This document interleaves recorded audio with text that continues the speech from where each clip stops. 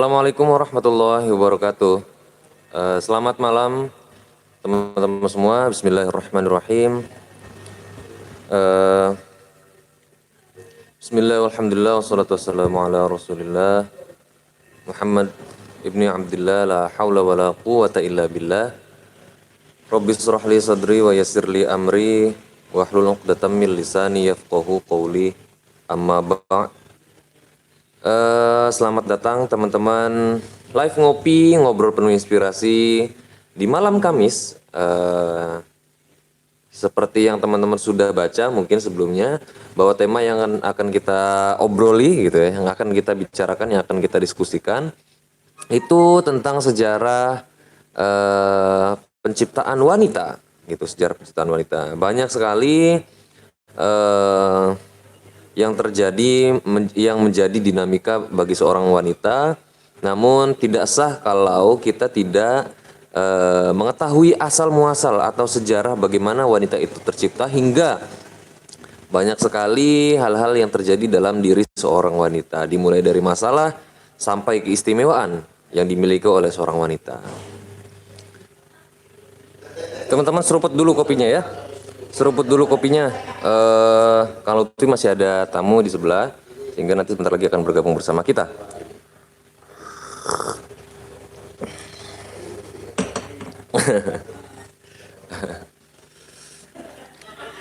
Mantap kopinya ya. Teman-teman boleh nanti kalau sudah pertanyaan sudah mulai dibuka, tidak masalah. Kalau teman-teman mau mulai bertanya sejak sekarang juga nggak masalah. Karena nanti forum diskusinya atau membacakan pertanyaannya akan saya mulai dari atas ya, sehingga nanti teman-teman yang pertanyaannya akan pertama kali saya akan bacakan itu ketika ada di atas. Selamat datang Abi Lutfi. Assalamualaikum Kang Lutfi. Sehat ya? Sepertinya di jalan macet ya Kang Lutfi ya? Macet parah ya. Banget. Nah, alhamdulillah teman-teman semua, akhirnya Kang Lutfi bisa bergabung bersama kita di acara ngopi, ngobrol penuh inspirasi. Nah, tema kali ini tentang sejarah penciptaan wanita nih Kang Lutfi. Yeah.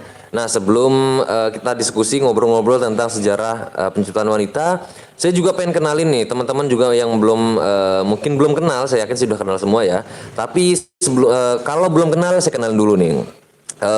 Beliau adalah bernama lengkap Muhammad Lutfi Yusuf NZ. NZ itu Nasiruddin Zahid, kesingkatan dari nama ayah dan nama kakek ya. Lutfi.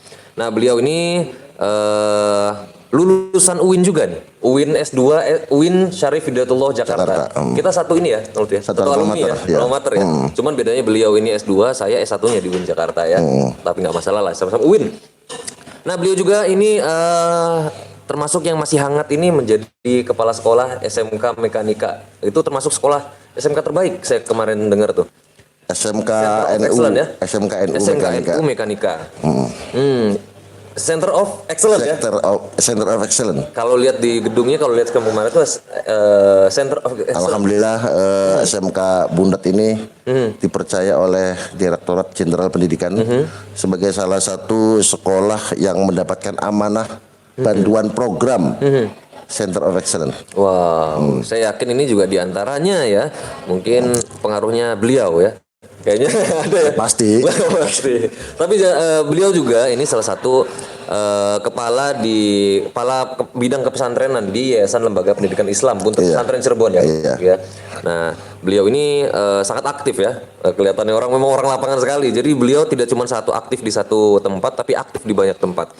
Nah, yang tidak lupa juga beliau juga termasuk salah satu pembimbing Pondok Pesantren Al Khiaroh Butet Pesantren. Nah, Kang Lutfi, langsung saja nih teman-teman juga sudah pada nungguin kayaknya nih Kang Lutfi tentang diskusi kita malam ini tentang sejarah penciptaan wanita. Saya percaya memang perempuan itu dilihat dari sisi manapun memang unik dan sangat misteri lah Kang Lutfi. Yeah. Banyak dinamika, banyak problem dan keistimewaan yang ada dalam seorang wanita. Yeah. Lalu sebelum bicara soal itu, kita akan flashback balik ke belakang tentang kisah-kisah atau sejarah penciptaan wanita perempuan. Ini enggak masuk bos, gimana? Masuk? Enggak masuk. Nanti telat. Ya, terima kasih. Mohon maaf nih agak telat karena ada kendala di jalan. Siap. Juga tadi katanya dengar-dengar di NU channelnya ada kendala ya? Iya. Kita live-nya di Jadi kita live-nya FB ya? di FB. FB NU channel. Ya betul. Jadi teman-teman nanti yang di FB NU channel juga kita belum menyapa ya. Selamat datang teman-teman ngobrol-ngobrol di NU channel. Di fans page-nya ya atau di NU channel-nya ya. Kalau Fi gimana? Langsung saja nih ngobrol tentang sejarah penciptaan seorang wanita. Bagaimana mulai awalnya bagaimana si perempuan ini tercipta? Ya, terima kasih Mas Fadli. Siap. Semoga sehat selalu ya. Amin. Dalam masa pandemi ini kita semoga diberikan kesehatan sama Allah Subhanahu wa taala, juga pemirsa Al Khiyarah TV dan NU channel. Ya. Semoga NU channel semakin jaya, semakin hebat, semakin menjulang, semakin mengangkasa tentunya. Kalau berbicara tentang sejarah penciptaan wanita, maka kita tidak bisa lepas dari pembahasan sejarah awal manusia. Karena wanita juga manusia. Karena wanita juga manusia. Pertama bahwa kita berangkat dari statement tiga agama, Islam, Yahudi, dan Kristen, yang mengatakan bahwa manusia pertama yang diciptakan oleh Allah Subhanahu wa taala itu Adam. Betul. Ini ada kesepakatan dari tiga agama. Betul. Buddha Islam, Kristen, dan Yahudi. Adapun dua agama yang lain antara Hindu dan Buddha itu berbeda. Soal penciptaan manusia. Iya. Bahkan Buddha itu, dalam agama Buddha itu dikatakan bahwa manusia pertama itu bukannya diciptakan, tapi menjadi manusia itu karena mengalami bukan evolusi ya. Jadi manusia pertama itu bukan hasil ciptaan. Jadi tidak pernah diciptakan, tapi hasil dari sebuah proses alam yang akhirnya memunculkan manusia. Dan manusia pertama yang diciptakan dalam agama Buddha itu tidak sendiri seperti halnya Islam, Kristen, dan Yahudi. Betul. Tapi langsung banyak. Jadi tidak satu-satu gitu kayak di Islam gitu ya. Ini dalam agama Buddha ya. Dalam agama Hindu satu-satu. Cuman bukan Adam dan Hawa. Mungkin mungkin teman-teman bisa dilihat ya.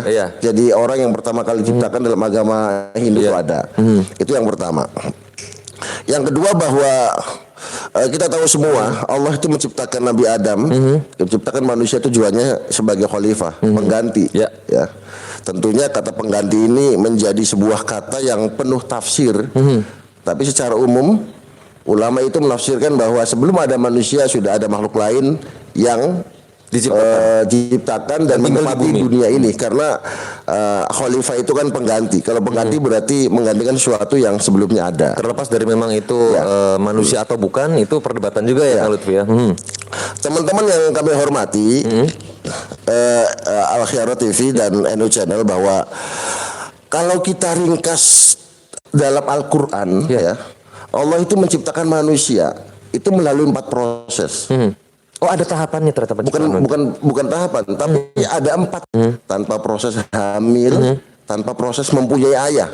Itu termaktub dalam surat Maryam. Ketika Siti Maryam melahirkan Nabi Isa alaihissalam. Itu yang ketiga.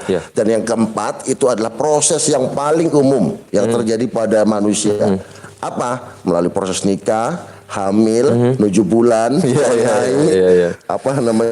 ngupati, 7 bulan, ngelengai, terus apa lagi? Ya akhirnya lahir lah. Lolosi. Itu yang ini. Jadi ada 4, Mas Fabi.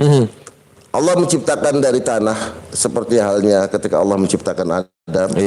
Menciptakan dari tulang rusuk melalui proses yang nikah, hamil, dan yang keempat melalui proses yang tidak hamil, tidak seperti Siti Maryam ya. Itu ya 4 ya. Nah, sekarang Nabi Adam alaihissalam. Nabi Adam itu diciptakan dari tanah. Dah selesai ya. Kita kan pembahasannya kan wanita nih. Cuman kita nggak bisa lepas dari pembahasan Nabi Adam. Adam dan Hawa kan memang diantaranya dalam yang kisah yang masyhur itu diantara bareng ya. Nah, ini yang perlu yang menarik begini. Ketika Allah itu menciptakan Nabi Adam, Allah pun menciptakan sifatnya dong. Ya, pasti.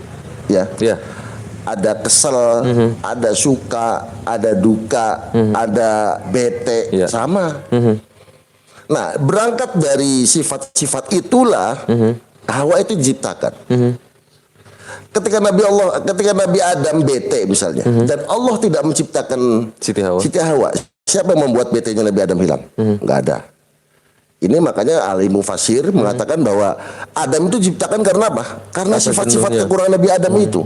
Jadi Allah menciptakan Nabi Adam plus sifat yang positif juga sifat yang bukan negatif tapi sifat sisi manusia. Ya, bete, kesel, cemburu, apalagi misalnya betul. Banyak sifat manusia yang kita alami gitu ya. Nah, akhirnya untuk melengkapi sifat-sifat Nabi Adam yang sifatnya basyariah manusia itu, maka itu yang melatar belakangi Allah itu menciptakan Nabi Adam, Siti Hawa. Ya. Berarti sejarahnya memang karena rasa jenuhnya seorang laki-laki gitu ya. Kalau misalnya Adam makanya dapat disimpulkan sementara bahwa Allah menciptakan Nabi Adam itu untuk melengkapi sisi-sisi kekurangan Nabi Adam. Bukan kekurangan dalam hal negatif ya. Sisi-sisi Nabi Adam sebagai manusia biasa.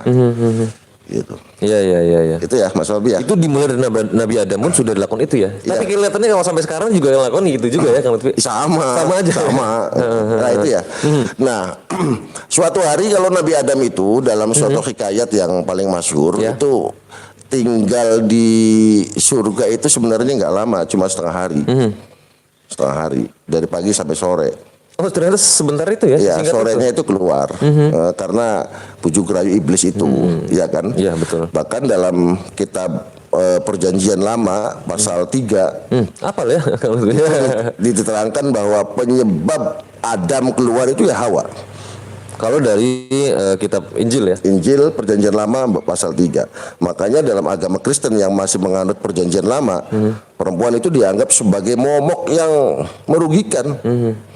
Sebagai orang yang paling merugikan dalam kehidupan Adam ya, ya perempuan. Makanya perempuan dalam perjalanan sejarahnya itu selalu salah, selalu disalahkan. Ini dalam pandangan Perjanjian Lama, karena yang membuat Nabi Adam keluar Siti Hawa. Tapi dalam Islam sendiri sebenarnya kan bukan Hawanya aja, dua-duanya terbukti dua-duanya turun. Iya. Kan gitu. Betul. Nah, kemudian setelah turun misalnya suatu hari Nabi Adam itu kelontang-kelantung di surga ya. Kelontang-kelantung dalam bahasa inilah waktu sendirian gitu kan. Nah, akhirnya Allah itu menawarkan untuk menjadikan Hawa. Sempat ada penawaran teman. Lalu Nabi Adam itu dalam kitab Qasasul Anbiya itu diterangkan Nabi Adam turun dari mimbar, lalu duduk di tengah-tengah malaikat dan tertidur. Dan ketika Nabi Adam tertidur, Allah itu mengambil tulang rusuk sebelah kiri atas yang paling bengkok untuk dijadikan Siti Hawa. Itu dalam kitab apa tadi kalau itu? Qasasul Anbiya. Mungkin bisa cek ya sambil baca-baca ya. Boleh cek. Jadi ketika Nabi Adam tidur, ya, itu Allah itu langsung menjadikan Siti Hawa. Jadi ketika Allah itu menciptakan Siti Hawa, Nabi Adam tidak tahu.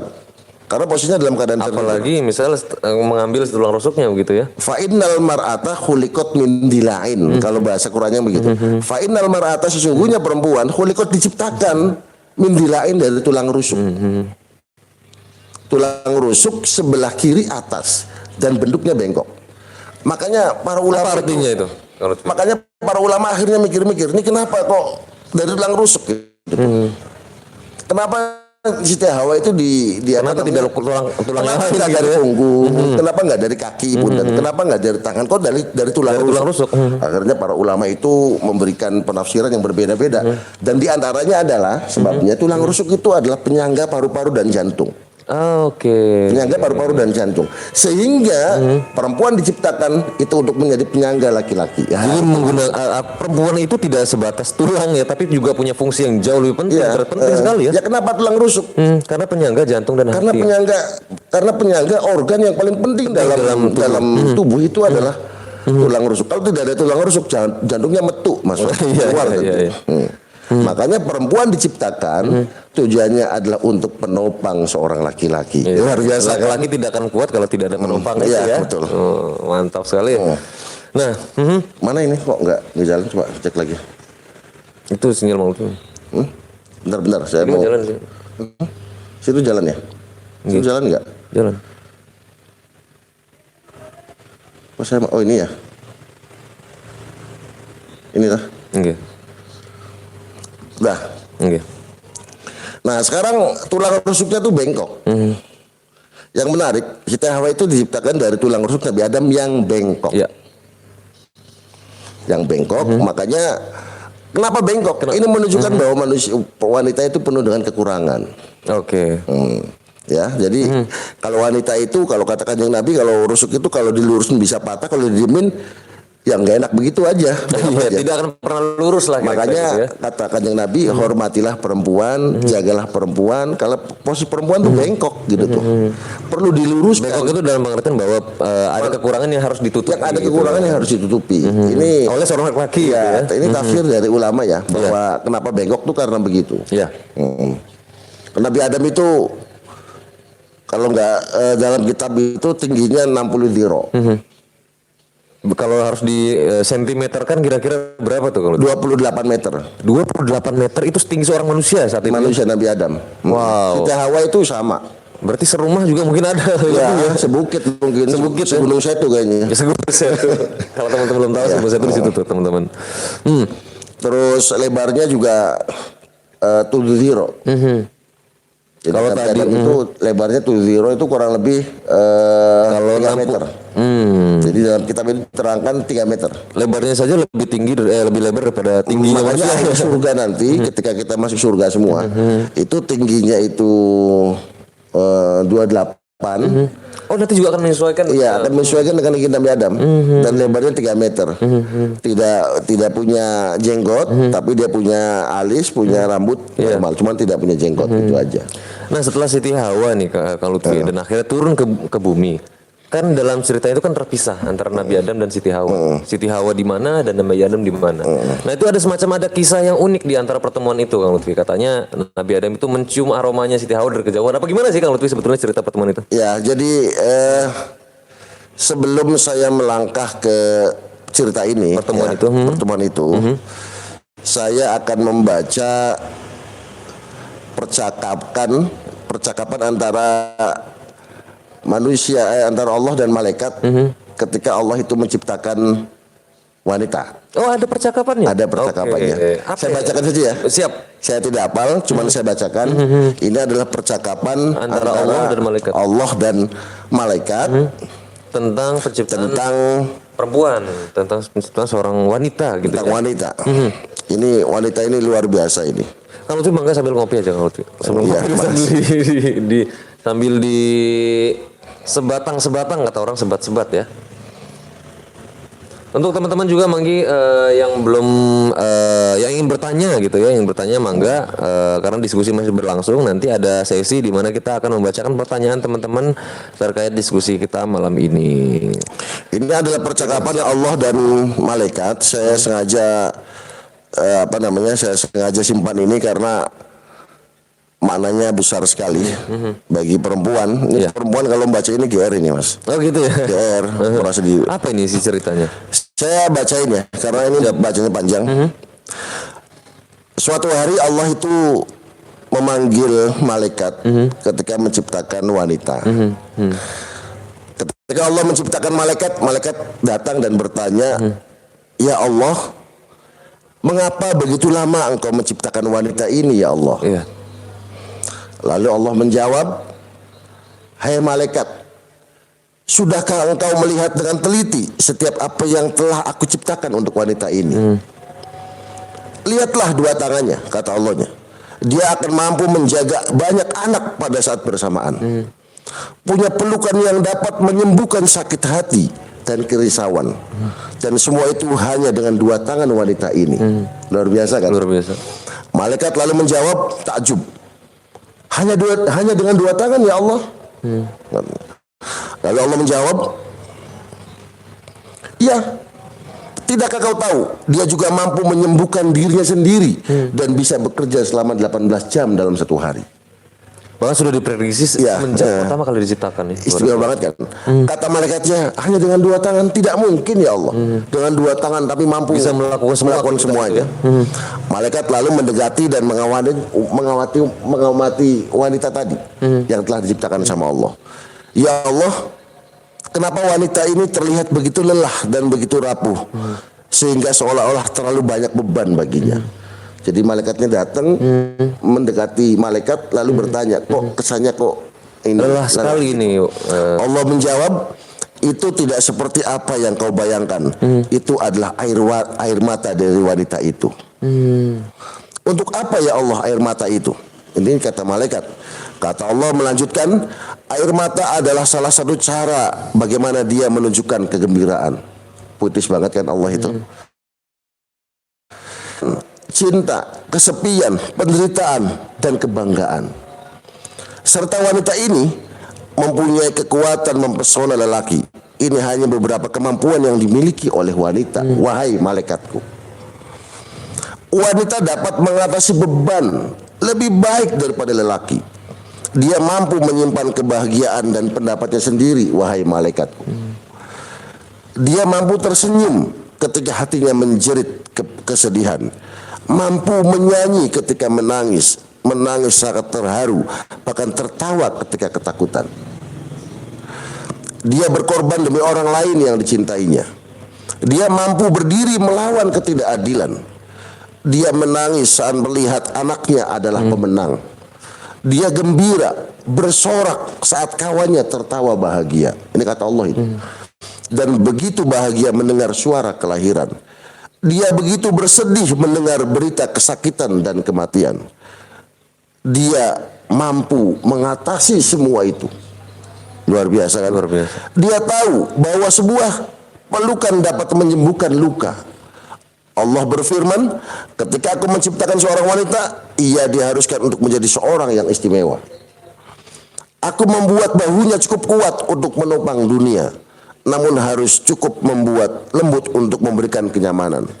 Aku memberikan kekuatan dari dalam untuk mampu melahirkan anak dan menerima penolakan yang seringkali datang dari anak-anaknya. Aku akan memberinya kekerasan untuk membuatnya tetap tegar ketika orang-orang lain menyerah, dan mengasuh keluarganya dengan penderitaan dan kelelahan tanpa mengeluh. Wahai malaikatku, aku menciptakan wanita untuk memberinya kepekaan untuk mencintai anak-anaknya dalam setiap keadaan. Bahkan setiap anak-anaknya bersikap sangat menyakiti hatinya, dia akan selalu tersenyum. Aku memberinya kebijaksanaan untuk mengetahui bahwa seorang suami yang baik takkan pernah menyakiti istrinya, tetapi kadang menguji kekuatannya dan ketetapan hatinya untuk berada di sisi suaminya tanpa ragu. Dan akhirnya aku memberikan air mata untuk diteteskan. Ini adalah khusus miliknya untuk digunakan bila ia diperlukan. Kecantikan seorang wanita bukanlah dari pakaian yang dikenakannya, wahai malaikatku, sosok tubuh yang ia tampilkan, atau bagaimana ia menyisir rambutnya. Kecantikan seseorang wanita harus dilihat dari matanya, karena itulah pintu hatinya, tempat di mana cinta itu ada. Itu adalah dialog Allah kepada malaikat. Luar biasa kan? Begitu luar biasa wanita, sehingga ada kalimat-kalimat indah yang disampaikan Allah terhadap malaikatnya. Bahwa fakta-fakta yang terjadi saat ini tentang seorang wanita itu sudah diprediksi oleh Allah jauh-jauh hari sebelum Allah benar-benar menciptakan wanita hingga hari ini ya, Kang Lutfi ya. Wow, luar biasa sekali. Jadi Allah itu menciptakan wanita itu istimewa sekali. Ya. Tadi dari tulang rusuk ya, seorang laki-laki, bahkan Allah itu sangat memuliakan wanita. Di antaranya adalah wanita itu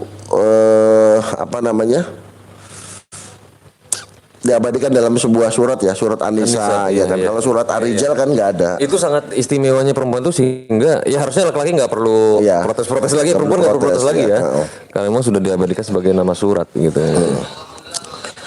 Tapi pada kenyataannya wanita itu dianggap sebagai makhluk yang merugikan.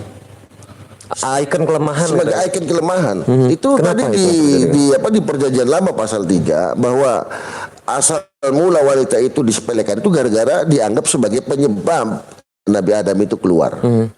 Bahkan seorang Aristoteles nggak tanggung-tanggung yang hidup 384 sebelum Masehi itu mengatakan bahwa wanita itu seperti halnya seperti hamba sahaya.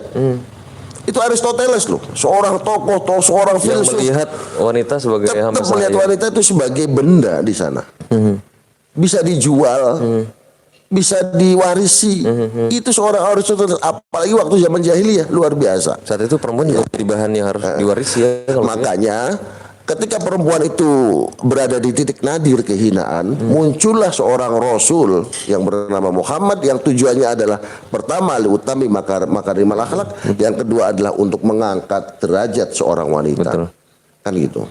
yang sebelumnya memang wanita itu dianggap sebagai benda yang tidak berharga, bisa dilempar ke sana kemari, kemudian datang seorang nabi, kemudian memperbaiki itu semua ya.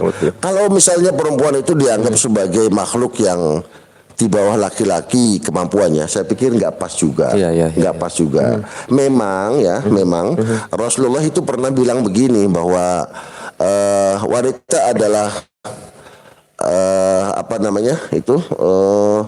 makhluk yang kurang mempunyai akal dan kurang beragama.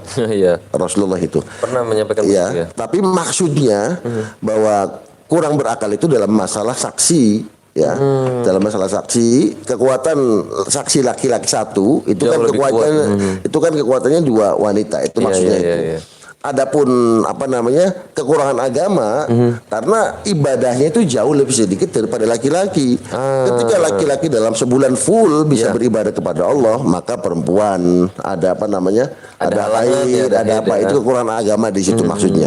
Tapi jangan salah Mas Fabi, Rasulullah dalam sebuah hadisnya mengatakan barang siapa ada orang yang kesakitan karena datangnya haid, maka dia itu akan menjadi tebusan buat dosa-dosa sebelumnya. Wow, artinya ada makna, ada hikmah di balik rasa sakit yang dialami seorang perempuan ketika haid. Ketika haid dia merasakan sakit, sakitnya itu akan menjadi penebus ghufirallahu ma taqaddama min dzambi, menebus dosa-dosa kecil yang pernah dikerjakan di masa lalu. Makanya perempuan kalau misalnya haid dan sakit itu sebenarnya insya Allah kalau ikhlas ya. Kalau ikhlas itu insya Allah ada hikmahnya.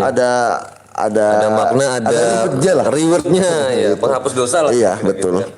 Kalau laki kan kalau sakit perut nggak ada yang gini. Kalau sakit perut oleh Nikola kalau laki mah.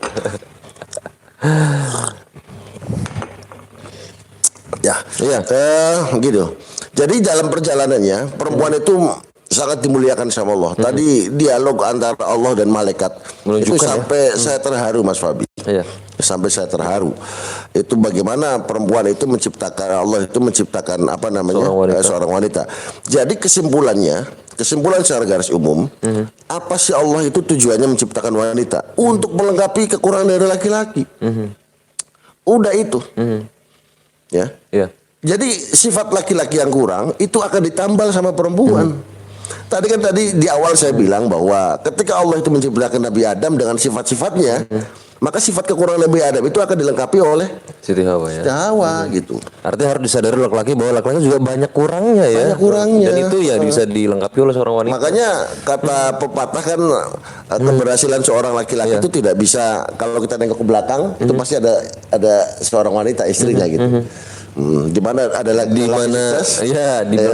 situ ada kesusahan laki-laki, maka di situ ada seorang wanita istri ya. Bahkan dalam hadis Nabi kan jelas perempuan itu tiang agama. Kalau perempuannya jelek maka agamanya rubuh. Kalau tiangnya ini maka agamanya baik kan gitu. Tiang negara ya. Iya. Artinya selain menjadi seorang sosok pendamping bagi laki-laki, wanita juga akan menjadi sosok ibu yang akan menjadi bagian spesial dari anaknya. Betul. Keramat bagi anak-anaknya, bagaimana Allah menempatkan ibu sebagai sosok yang luar biasa di tengah-tengah kita ya Kang Lutfi ya. Apakah itu juga bagian dari yang tidak terpisahkan dari seorang wanita ketika menjadi seorang ibu Kang Lutfi? Iya. Makan gini, kalau perempuan itu kan dibagi dalam 4 fase ya, 4 fase. Dalam hidupnya begitu ya? Perlu catat ini. Boleh teman-teman dicatat ya. Pertama ketika menjadi anak-anak. Kedua ketika menjadi istri, ketika menjadi ibu, dan yang keempat ketika menjadi masyarakat. Tapi semuanya hilang semua dalam masa jahiliyah. Empat masa perempuan ini itu dihilangkan semua sama orang-orang jahiliyah. Ketika masa kecil dipateni. Iya, bahkan ceritanya dikubur hidup. Bahkan seorang Umar bin Khattab sebelum masuk Islam sempat terlintas dalam pikirannya. Sempat membunuh. Bahkan sempat membunuh. Iya. Pengen tahu ceritanya? Iya, boleh. Boleh ya? Bagaimana perempuan saat itu sejarahnya diperlakukan seperti itu ya, Ya. ya. Jadi ini Umar masih jahiliyah ya. Umar masih belum Islam. Masih belum Islam. Jadi ketika Umar itu mempunyai anak, istrinya sadar bahwa ketika punya anak perempuan mau dibunuh. Iya. Lalu suatu hari istrinya lahir ternyata perempuan. Lalu Umar tuh datang. Lanang tawadon. Langsung gitu aja. Laki-laki katanya. Kata istrinya laki-laki. Ya? Iya, laki-laki katanya. Karena kalau jawab perempuan dibunuh langsung sama Umar. Lalu ya wis ari lanang sih. Alhamdulillah itu. Itu sehari, 2 hari, setahun, 2 tahun. Umar nggak sadar ya. Nggak ada sadar kalau anaknya itu perempuan. Diajari mana, diajari renang, diajari berkuda. Pakaian juga pakai laki-laki. Cukuran laki-laki. Makannya gaya laki-laki, minumnya gaya laki-laki. Bentuk sebagai seorang laki-laki lah gitu ya.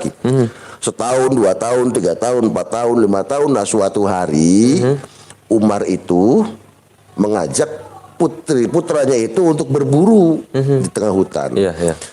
Pas mau berburu, anaknya itu minta kencing. Oh. Anaknya minta kencing gitu. Iya. Itu langsung marah, yuk Cung bakal pengen ini, pengen. Kalau bahasa Jawanya gitu kan. Ayo Cung kalau pengen. Bapaknya nganterin biasa saja ya. Ayo Cung kalau misalnya pengen ini. Pas dibuka celananya, alangkah kagetnya seorang Umar ketika anaknya yang selama ini dianggap laki-laki ternyata perempuan. Itu langsung Umar tanpa basa-basi itu nggali tanah itu. Oh ya Allah. Nggali tanah, lalu si anak itu dikubur.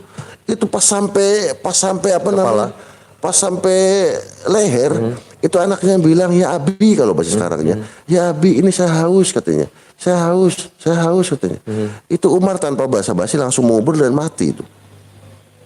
Itu seorang Umar, ya kan? Apalagi yang lainnya gitu. Yang lainnya. Yang Umar yang pada akhirnya mendapatkan hidayah dan masuk Islam. Dan apalagi orang yang tidak mendapat hidayah dan tidak masuk Islam saat itu ya, luar biasa.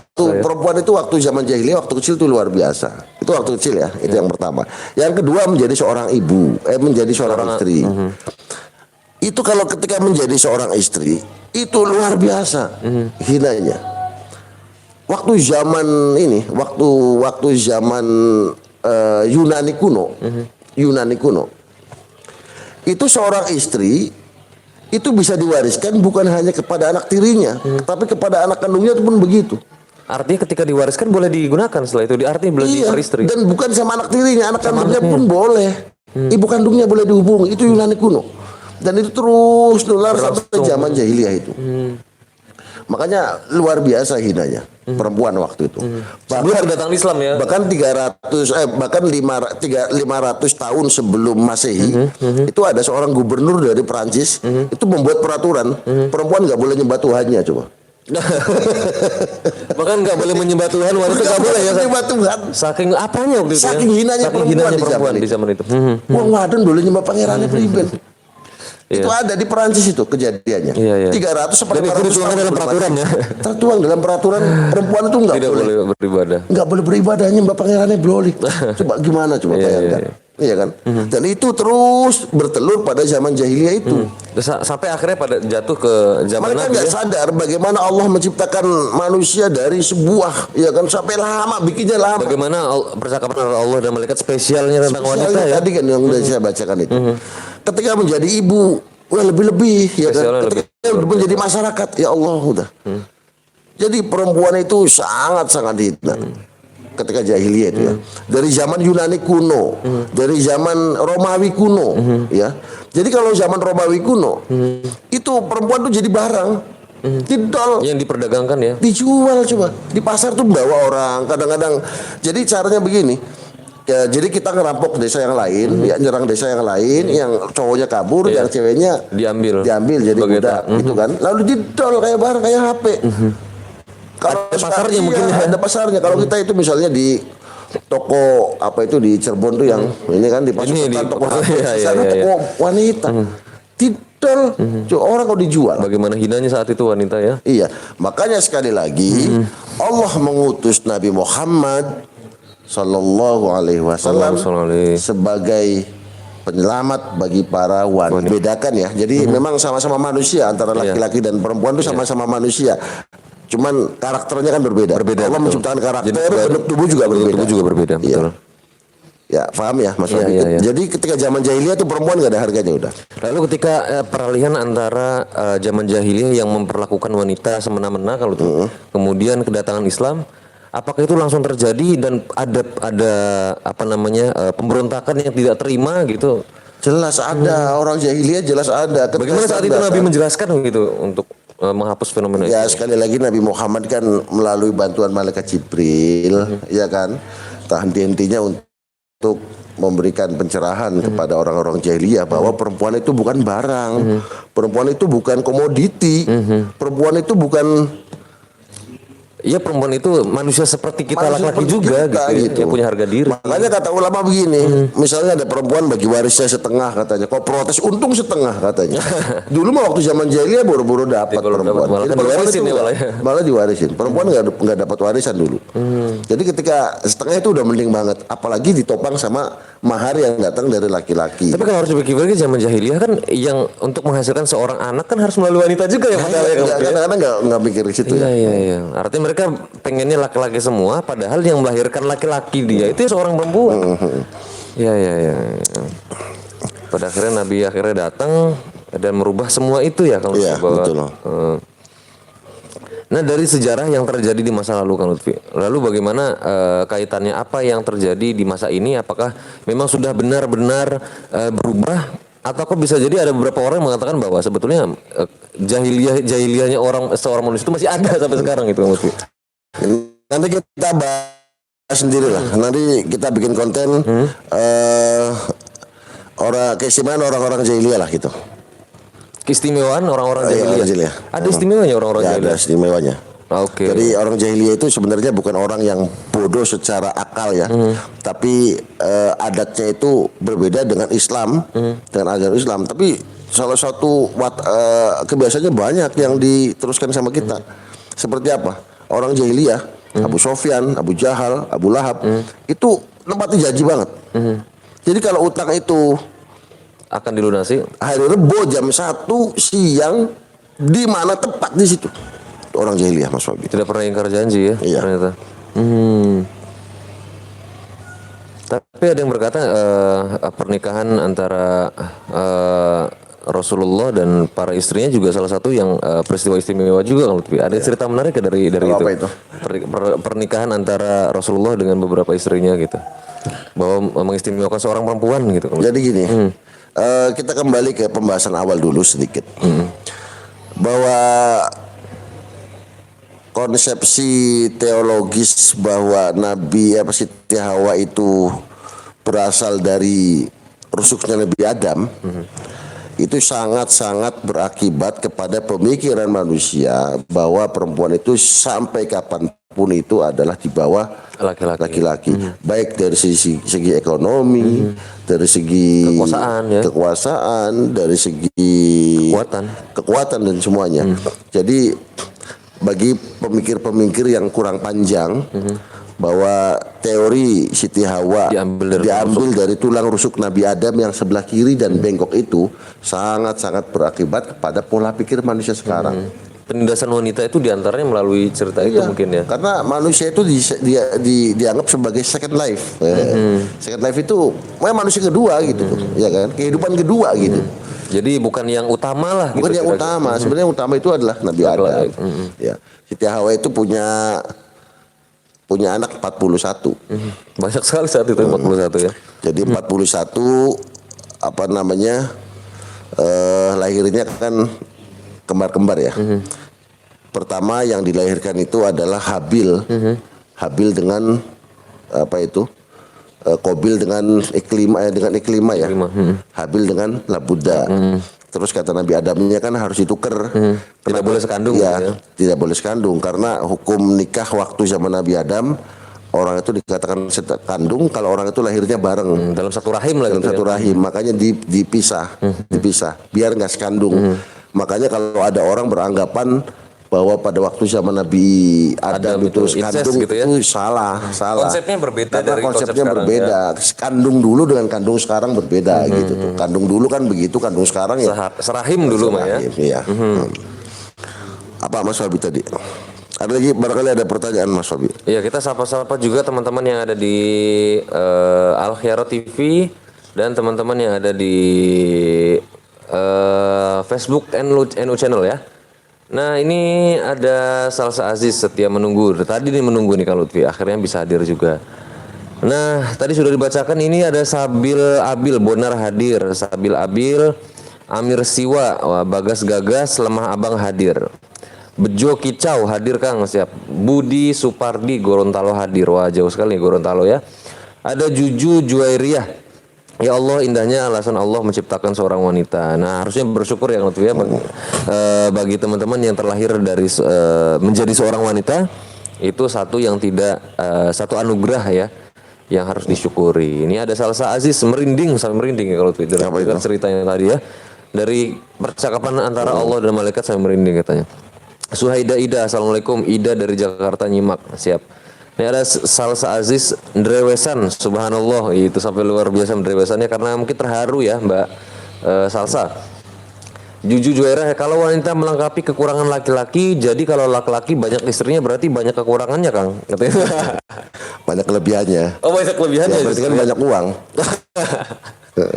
Jadi banyak kalau masalah pernikahan waktu dulu ya, waktu zaman waktu zaman jahiliyah, itu orang itu nikah itu langsung 10, langsung 20 dalam satu pernikahan. Oh. Jadi ketika pernikahan itu 20 renteng dinikahi. Iya. Makanya Islam membatasi 4. Oh, ya. Itu karena dahulu itu justru dahulunya lebih ini perempuan sebenarnya kalau protes saya balikin lagi dulu nih bahaya nih. Iya, jangan 20 kebanyakan kalau itu sekandung boleh antara bibi dan anak itu dikawin seenak-enaknya aja. Ya, kalau orang laki-laki gitu ya. Ya, perempuan laki-laki itu. Jadi artinya sekarang kalau melengkapi kekurangan laki-laki, iya sih bener kalau itu. Iya. Kalau laki-laki banyak kekurangan pasti istri harus banyak katanya, maksudnya itu sih kalau. Iya. Jadi kalau kita lihat dari enggak. Kalau kita lihat dari dialog antara malaikat dengan Allah, betapa indahnya seorang wanita, betapa sucinya, apa agungnya, ya kan. Jadi kita harus membuang jauh-jauh perempuan itu sebagai budak, perempuan itu selalu di bawah laki-laki. Memang ada beberapa hadis yang disinyalir sebagai laki-laki itu di atas segalanya. Contoh, ada hadis yang berbunyi jika urusan itu dipegang oleh perempuan maka pasti akan hancur. Itu hadis Nabi. Sahih Bukhari lagi. Itu bagaimana menyikapi itu? Nah, itu akhirnya bagi orang-orang yang fundamentalis itu berarti laki-laki itu di atas segalanya. Apapun urusannya, gitu ya. Apapun urusannya, perempuan nggak boleh megang apa-apa. Tapi Imam Syafi'i lagi di sini itu lebih luas berperan ya. Memang ada beberapa perkara hal yang harus laki-laki menjadi seorang pemimpin, dan ada beberapa hal juga di mana seorang perempuan juga boleh dijadikan sebagai seorang pemimpin. Ya. Itu contohnya itulah gampang. Iya. Artinya tidak ada tidak saklek lah ya, tidak saklek. Jadi sebenarnya memaknai hadis itu bukan secara kasat mata saja ya. Asbabul wurud itu harus dikaji ya. Ketika Al-Quran punya asbabun nuzul, hadis juga punya asbabul wurud. Kita nggak bisa memaknai hadis dalam satu kata yang tersurat ya, kelihatan nggak bisa. Apa yang ada di pikiran kita saja ya. Karena apa? Karena bahasa Arab itu kan ada satu makna, punya 3 kata, ada mustarok, ada mustarodif, kan gitu kan dalam istilah ulumul Quran. Tidak sekedar membaca teks kemudian diartikan dari makna seenaknya ya kalau Lutfi ya. Jadi beruntunglah menjadi seorang wanita sebenarnya. Tapi kalau Lutfi kalau pengen jadi perempuan enggak ya? Enggak lah. Enak lagi laki-laki. Laki-laki juga enak. Karena apa? Laki-laki ya. Karena Nabi Muhammad itu pernah ketika Isra Mi'raj itu ditunjukkan 9 tempat. Ya. Itu dari 9 tempat 8 itu perempuan. 8 tempat itu diisi oleh seorang perempuan. Iya. Perempuan. Iya. Kenapa, apa isinya kalau itu? Ya karena kata Kanjeng Nabi penghuni surga itu itu kebanyakan perempuan. Penghuni surga kebanyakan perempuan.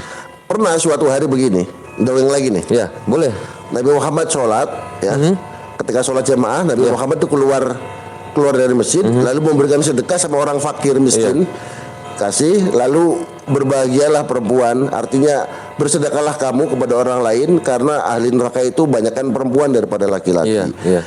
Berbuat baiklah terhadap suami, jangan bohong terhadap suami, karena penyebab perempuan itu masuk neraka diantaranya adalah berbohong berani terhadap suami. Ini Kanjeng Nabi yang bilang buat saya. Jadi 50-50 sebetulnya ya. Bukan saya. Wa ma yantiqu anil hawa in huwa illa wahyu. Bukan saya yang bilang, tapi Allah yang mengatakan. Nah, gitu. Iya. Hati-hati aja. Artinya perempuan bisa saja mendapatkan surga dengan cepat, tapi bahkan ada seorang ulama yang mengkalkulasi jumlah ahli surga. Oh, bisa pernah melakukan penelitian. Jadi iya pernah. Jadi dari 1000 umat Nabi Muhammad itu yang masuk satu. 999 itu masuk neraka semua. Oh. Jadi kalau umat Nabi Muhammad dihitung aja berapa miliar, 1 miliar seadanya gitu. Ya tinggal hitung aja. Ada seorang ulama yang mengkalkulasi hitungan itu. Setiap 1000 umat Nabi Muhammad satu yang masuk neraka. Dan perlu tahu ahli neraka itu banyakannya perempuan juga. Perempuan ya. Yang banyak masuk surga perempuan, yang banyak masuk neraka juga Perempuan. Enggak, otomatis artinya begini, yang paling banyak ahli neraka itu perempuan. Perempuan. Kanjeng Nabi pernah begitu yang kok. Surga yang surga cowok otomatis. 50-50 ya. Itulah. Ya. Oke, artinya suami bisa menjadi berat loh. Jadi perempuan itu sangat berat. Karena dalam masalah bersuci saja, perempuan itu ada haid, ada nifas, ada istihadah, ya kan? Terus yang tidak dimiliki oleh laki-laki yang tidak dimiliki oleh laki-laki. Tapi sekali lagi Allah menciptakan perempuan itu dengan tersenyum, ya kan? Halo, ya. Artinya spesialnya perempuan itu juga terlihat dari bagaimana tadi saya tuh juga rada tertarik dengan percakapan antara Allah dan malaikat itu luar biasa sekali ya, menunjukkan keistimewaan wanita di sana ya.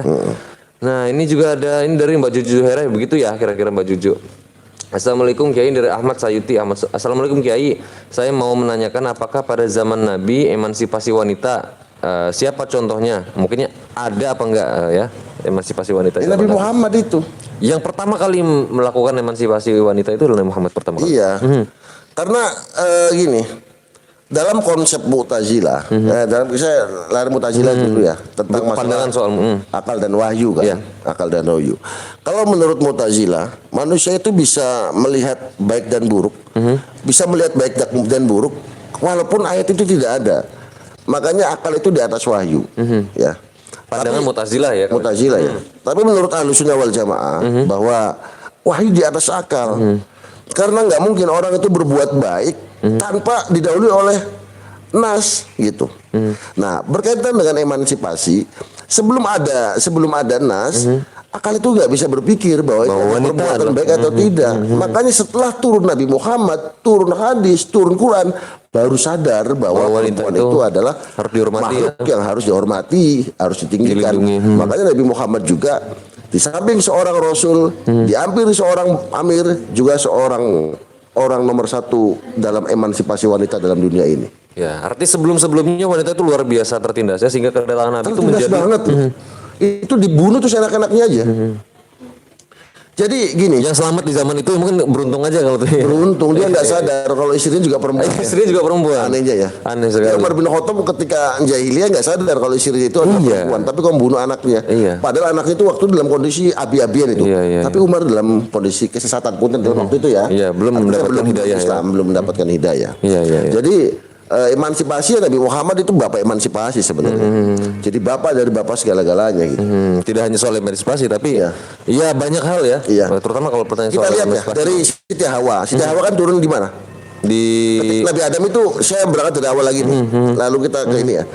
Allah menciptakan, Mas Fahmi ngantuk ya? Enggak ada kelilipan. Kok kayak ngantuk ini? Coba kok kayak gini. Kelilipan kayaknya ngantuk ini. Enggak, ikan apa gitu. Allah menciptakan Nabi Adam.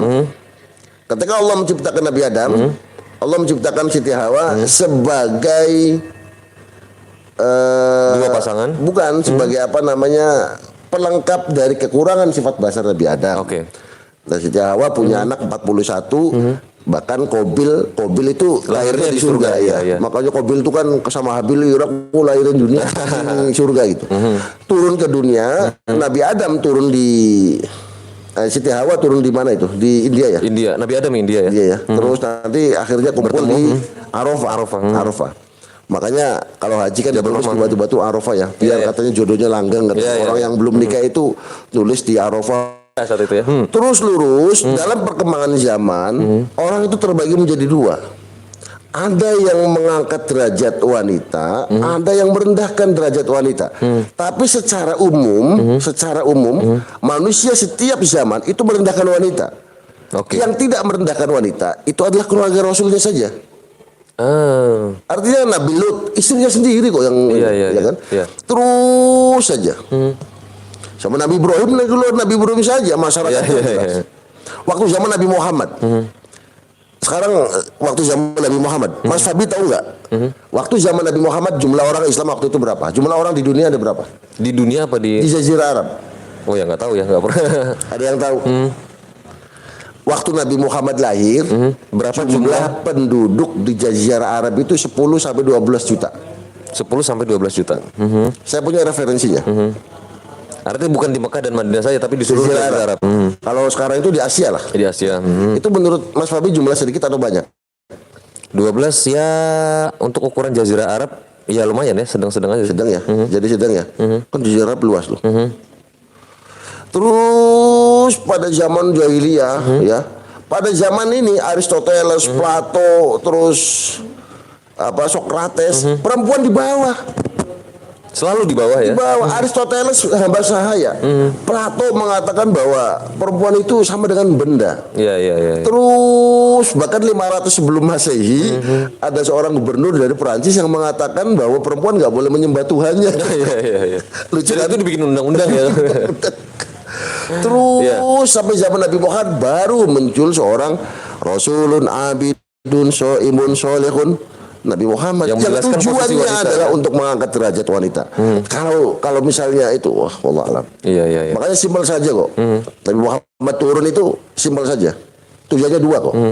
Pertama, mengangkat derajat wanita. Yang kedua, membenahi akhlak. Cukup. Selesai. Artinya banyak hal yang terjadi pada wanita di zaman dulu diperbaiki oleh Nabi saat itu. Dan banyak juga akhlak yang tidak benar. Tapi nggak tahu ya. Puisi dari, bukan puisi ya, dialog dari saya di akhir saya bacain lagi ya. Boleh. Atau mungkin teman-teman yang belum sempat dengerin, mungkin nanti bisa cek di YouTube-nya Al Khairot TV ya, untuk melihat bagaimana luar biasanya dialog antara Allah dan malaikat tentang seorang wanita ya, kalau ya. Nah ini juga ada lagi nih, Ahmad Said hadir.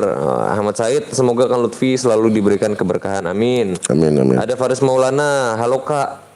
Ya, halo. Ya, ada Mbak Ninu Nurul Samsiah, Walad hadir. Ya.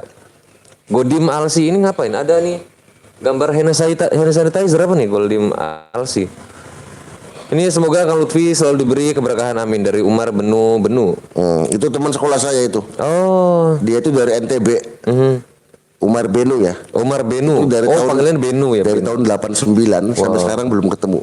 Wah, mangga Mas Umar Benu, mangga mampir ya. Si istrinya udah 5 atau 6. Iya, tapi nggak mungkin juga 5 sekaligus hidup ya. Atau misal sekaligus ada, nggak mungkin juga nih. Ini ada dari Eka Sesunan hadir. Ahmad Said, Kang Lutfi bahas masalah haid dong, next katanya gitu. Dari Ahmad Said. Ini ada dari Muhammad Rendiansyah. Assalamualaikum Kang, saya Muhammad Rendiansyah dari Jakarta. Saya ingin bertanya kenapa surga istri ada di telapak kaki suami Kang. Mungkin tadi ada sempat disinggung ya kalau tuh ya. Jadi Nabi Muhammad pernah bilang ya bahwa dari 9 tempat yang saya lihat ketika Isra Mi'raj itu 8-nya dari mana? Bang, perempuan ya. Istri kamu milik kamu, ini kata Kanjeng Nabi. Istri kamu milik kamu, milik suaminya, dan suaminya itu milik ibunya gitu. Jadi memang Memang setelah ya. pasca menikah. Polemik loh, ketika misalnya seorang istri itu ikut suami atau ibunya. Ikut suami atau ibunya. Iya. Satu sisi dia orang tuanya, ibunya orang tuanya. Satu sisi suami juga. Kalau misalnya salah satunya ada yang nilainya negatif, nggak masalah, gampang menilai. Tapi kalau dua-duanya positif, maka kalau menurut hadis Nabi tadi itu ikut ke suaminya. Harusnya positif ya. Ya kalau sama-sama positif ya, sama-sama positif itu. Tapi kalau misalnya salah satunya negatif, entah itu suaminya yang negatif atau ibunya negatif, mungkin nggak, pilihannya mudah, langsung pilih yang positif. Tapi kalau dua-duanya positif, ikutnya kemana? Ikutnya ke suaminya.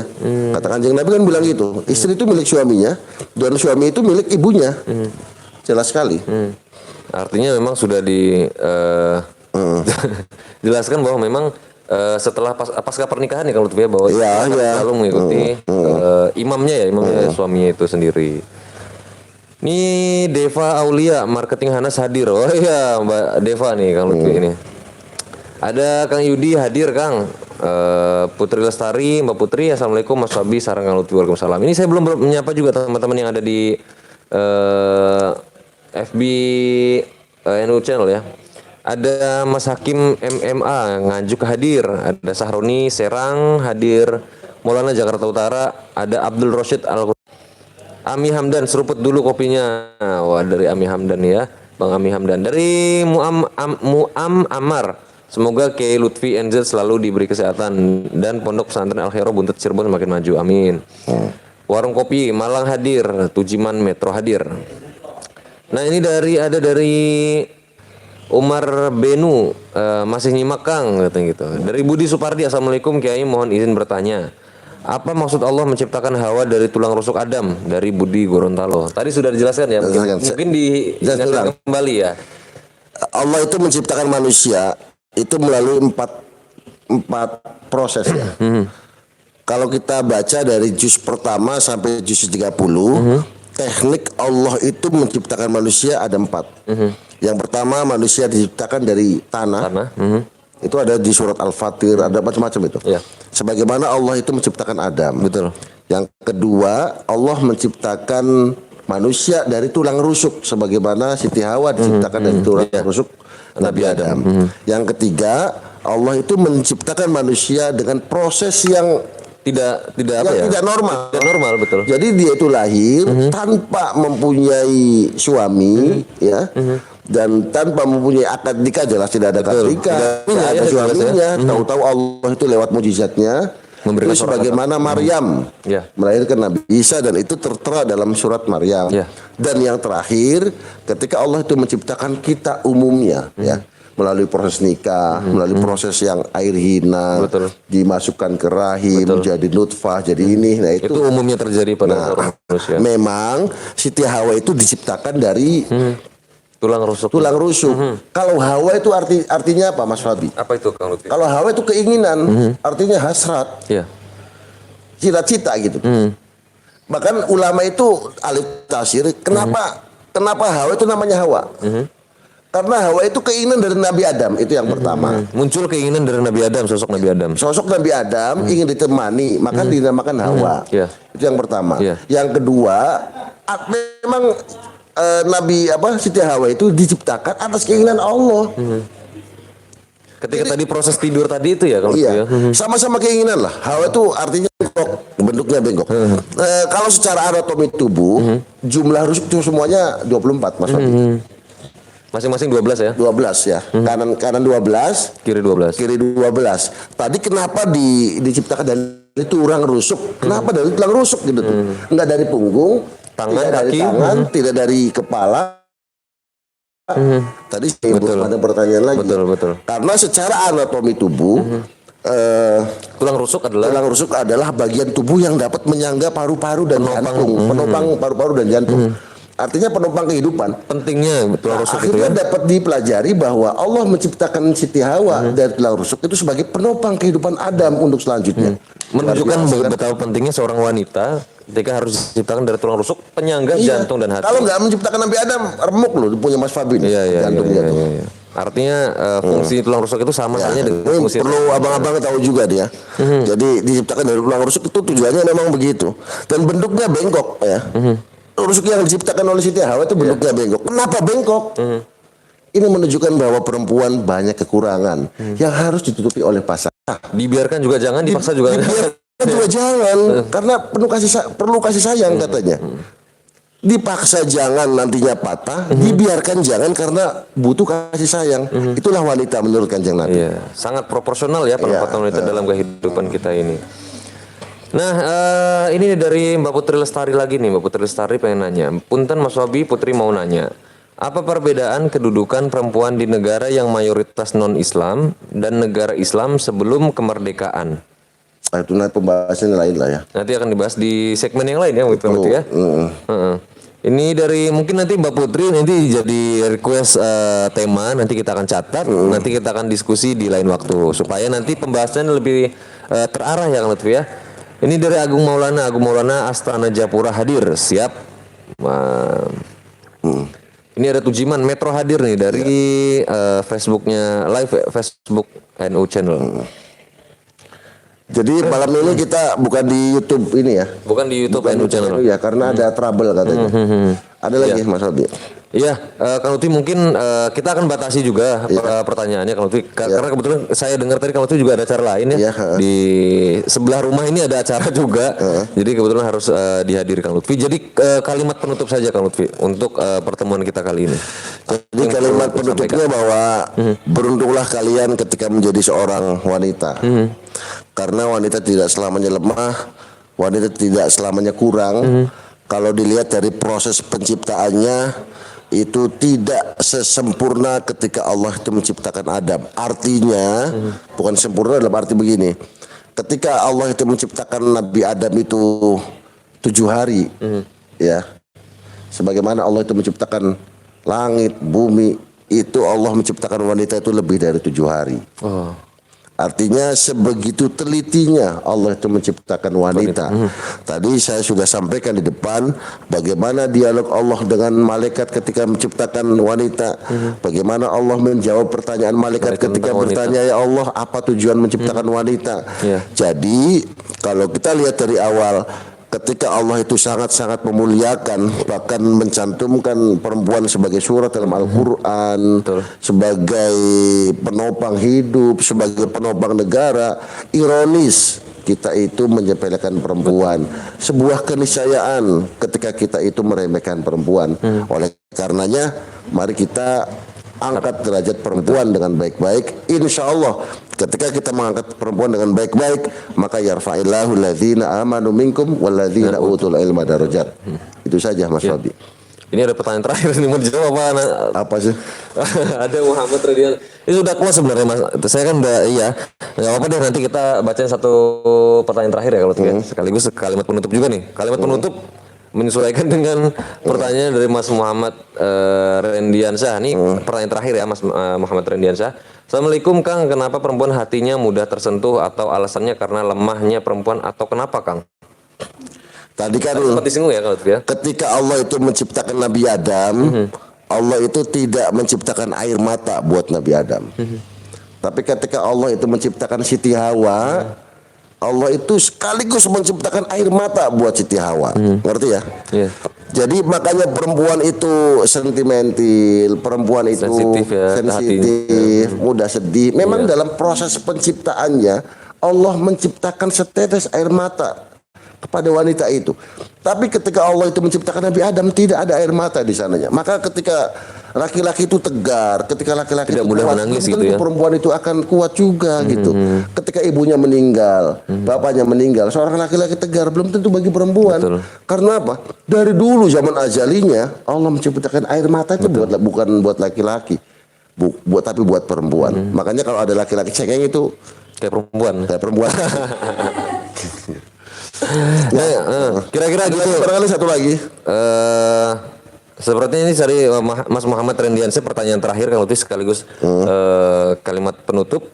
Semoga kita akan berjumpa di kesempatan yang lain. Ya, karena kita ada acara juga. Ada acara saudara juga, sepupu juga kita yang punya acara di sebelah. Jadi harus dihadiri. Mohon maaf teman-teman yang belum sempat bertanya dan belum sempat berinteraksi langsung dengan Kang Lutfi. Semoga Kang Lutfi sehat selalu Kang Lutfi ya. Nanti kita bertemu lagi di malam Kamis berikutnya. Dan teman-teman juga yang belum subscribe, like dan share video video yang ada di Al-Khairiyah TV. Kita akan bertemu di hari esok, tentunya di acara ngobrol penuh inspirasi bersama Al-Khairiyah TV dan NU Channel, gitu Channel, ya. ya. Nah, terima kasih teman-teman sudah menyaksikan. Kamu juga terima Jadi kasih. mohon maaf ya ini nggak begitu lama ya karena kebetulan ada yang sangat penting yang harus kita hadiri nih. Karena kalau tidak bisa terlalu malam tadi kan Lutfi. Iya. Terima kasih teman-teman juga sudah menyaksikan. Saya tutup dulu. Wallahu muwaffiq ila aqwamit thoriq. Wassalamualaikum warahmatullahi wabarakatuh. Waalaikumsalam warahmatullahi wabarakatuh.